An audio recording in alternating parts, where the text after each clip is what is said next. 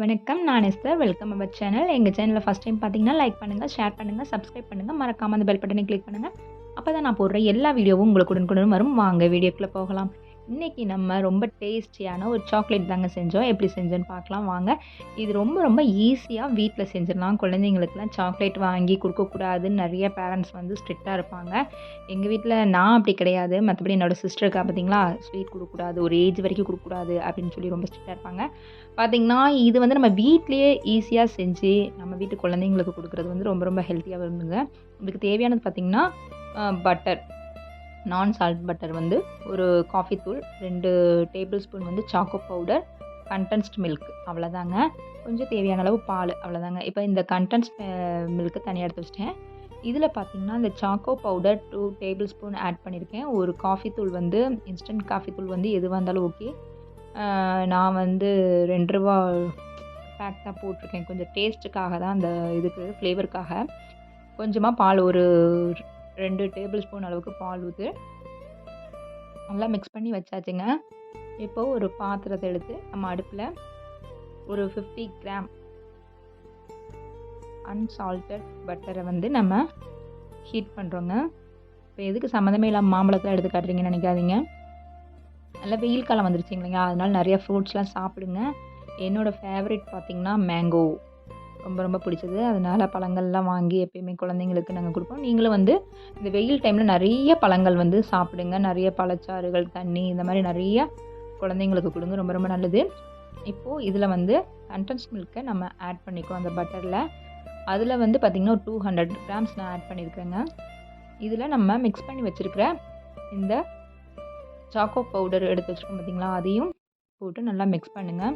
இதில் பட்டர் போட்டுக்கலாம். இல்லை அப்படின்ற பட்சத்தில் தேங்காய் எண்ணெய் இருந்தாலும் வாசனை இல்லாத தேங்காய் எண்ணெயும் போட்டு நல்லா மிக்ஸ் பண்ணிக்கலாங்க. இதை நல்லா வந்து ஒரு மீடியமான ஃப்ளேமில் வச்சு நல்லா கிண்டிட்டு வந்தீங்கன்னா கெட்டியாக வந்துடும். இது வந்து ஒரு தண்ணி பவுல் எடுத்து வச்சுக்கோங்க. அதில் இந்த பதம் எப்படி பார்க்குறது அப்படின்னு பார்த்தீங்கன்னா, நம்ம தண்ணியில் இந்த ட்ராப் எடுத்து போட்டிங்கன்னா கரைஞ்சிருச்சு அப்படின்னா இன்னும் நம்ம கிண்டணும்னு அர்த்தம். கரையாமல் இருக்கும். அப்போ தான் அதோட பதம் சரியான பதம் சாக்லேட்டுக்கு. இப்போ இதை வந்து நல்லா ஒரு பட்டர் ஷீட்டில் நான் ட்ரான்ஸ்ஃபர் பண்ணிவிட்டு சின்ன சின்ன பாலாக கட் பண்ணிவிட்டு சுட சுடவே இருக்கும்போது நீங்கள் செய்யணும். அப்போ தான் வந்து அதோட ஷேப் கிடைக்குங்க. இப்போ இதை கண்டிப்பாக குழந்தைங்களுக்கு செஞ்சு கொடுங்க. எல்லா குழந்தைங்களும் ரொம்ப ரொம்ப டேஸ்டியாக என்ஜாய் பண்ணி சாப்பிடுவாங்க. அதுலேயும் நம்ம வீட்டில் செய்கிறோம், மெனக்கெட்டு நம்ம குழந்தைங்களுக்காக செய்கிறோன்னும் போது ரொம்ப ரொம்ப ஹாப்பியாகுவாங்க.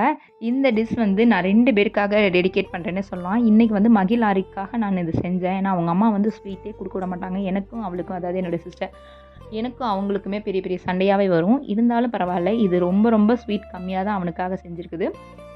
இன்னொரு ஆள் யாருன்னு பார்த்தீங்கன்னா, என்னோட பெரிய ஃபேன்னே சொல்லலாம்.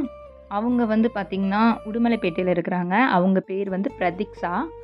அவங்க வந்து என்னோடய ஃபேன் அப்படின்னே நானே சொல்லிக்கிறேங்க, வேறு ஒன்றும் இல்லைங்க. அவங்க வந்து இந்த வீடியோவை தொடர்ந்து பார்த்துட்ருக்குறாங்க. மேடம் வந்து காலேஜ்லாம் போகல, எல்கேஜி தான் போகிறாங்க. இருந்தாலும் நம்ம போடுற எல்லா வீடியோவும் ரெகுலராக பார்த்துட்டு சப்ஸ்கிரைப் பண்ண சொன்னாங்க. கண்டிப்பாக இந்த வீடியோ பார்க்குற எல்லாருமே சப்ஸ்கிரைப் பண்ணுங்கள். பிரதீக்ஷாவுக்கு ஒரு வாழ்த்து சொல்லுங்கள். ரொம்ப ரொம்ப சுட்டி பொண்ணு, நல்ல அறிவான பொண்ணு அவள். பிரதீக்ஷா, கண்டிப்பாக நெக்ஸ்ட் டைம் வரும்போது அத்தை உனக்கு இந்த சாக்லேட் செஞ்சு கண்டிப்பாக கொண்டு வருவேன். இல்லை அப்படின்ற பட்சத்தில் உங்கள் மம்மியை இந்த சாக்லேட் செய்ய சொல்லி சாப்பிடுங்கள். நன்றி. இப்போ இந்த இடத்துல வந்து பார்த்திங்கன்னா ஒரு சின்ன ஒரு ஸ்டோரி சொல்கிறேன்.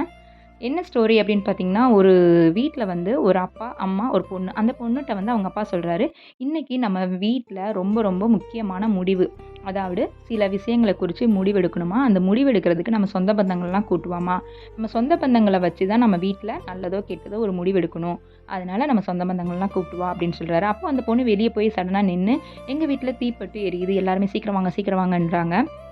அப்போ பார்த்தீங்கன்னா குடுகுடுன்னு பார்த்தீங்கன்னா ஒரு 4 பேர் தான் வராங்க. அதுலேயும் பார்த்தீங்கன்னா ஒரே ஒரு சொந்தக்காரன் தான். மீதி 3 பேருமே ரோட்டில் இருக்கிறவங்க, அதாவது ஒரு ஏரியாவுக்குள்ளே இருக்கிறவங்க. அவங்கள்ட்ட ஒரு ஃப்ரெண்ட்லியாக பழகுவாங்க பார்த்தீங்களா, அவங்க தான். அப்போ அவங்க அப்பா என்னம்மா இது அப்படின்னு கேட்குறாரு. நான் சொந்த பந்தங்களை தானம்மா கூப்பிட சொன்னேன் அப்படின்னு. அப்போ தான் அந்த பொண்ணு சொன்னிச்சாம்மா, அப்பா நம்ம வீட்டில் நல்லது கெட்டது முடிவெடுக்கிற இடத்துல நம்ம இருக்கிறோம். இன்னொன்று என்னென்னா, நம்ம சொந்த பந்தங்களை கேட்டோம்னா ஒவ்வொருத்தவங்க ஒவ்வொரு விதமான ஐடியா சொல்லுவாங்க.